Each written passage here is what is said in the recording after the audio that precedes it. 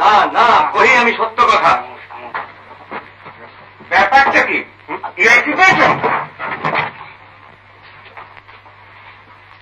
চলে যাও, চলে যাও।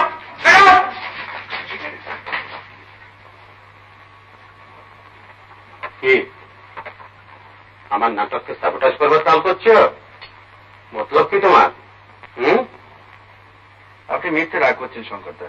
মিথ্যে কিনা সেটা আমি বিচার করব। তারকা হবার বাসনা হয়েছে নাকি লেজ বিশিষ্ট ধূমকেতু?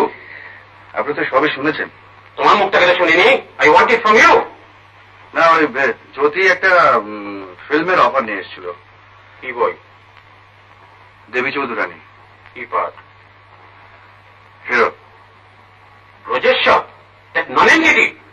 কিছুই ঠিক হয়নি এখন। ওরা একটা স্ক্রিন টেস্ট নিতে চেয়েছে। তুমি কি বলেছো? আমি কিছু বলিনি এখন। আমি বলছি হবে না।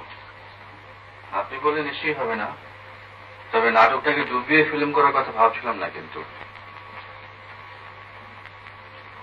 দেখো রিন্দম, ফিল্মের একটা গ্ল্যামার আছে জানি, কিন্তু তার সঙ্গে আর্টের কোনো সম্পর্ক নেই, থাকতে পারে না।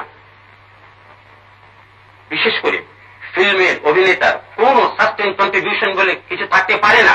ইম্পসিবল। আমি জেনে বলছি, না জেনে নয়। ফিল্ম নিয়ে বিস্তর পড়াশোনা করা আছে আমার। Film actor is nothing but A puppet, পুতুল। পরিচালকের হাতে সে পুতুল, ক্যামেরাম্যানের হাতে সে পুতুল, সাউন্ড রেকর্ডিস্টের হাতে সে পুতুল, আর যিনি কাঁচে দিয়ে ছবি কাটবেন আর কেটে জুড়বেন তার হাতে সে পুতুল। আর একটা কথা, মঞ্চের অভিনেতার যেটা আসল সোর্স অফ ইন্সপিরেশন দর্শক।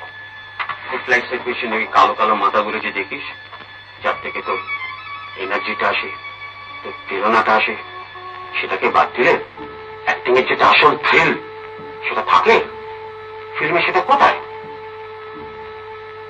তোর মোট কিসের জন্য? টাকার জন্য? তোর সাকসেস হতে পারেন আমি বলছি না, তোর চেহারা আছে, তোর গলা আছে, হতেও পারে। একটা কথা থেকে বলা দরকার,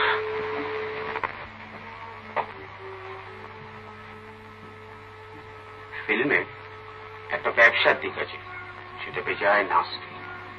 সেটা কেবল সাপ্লাই ডিমান্ডের খেলা।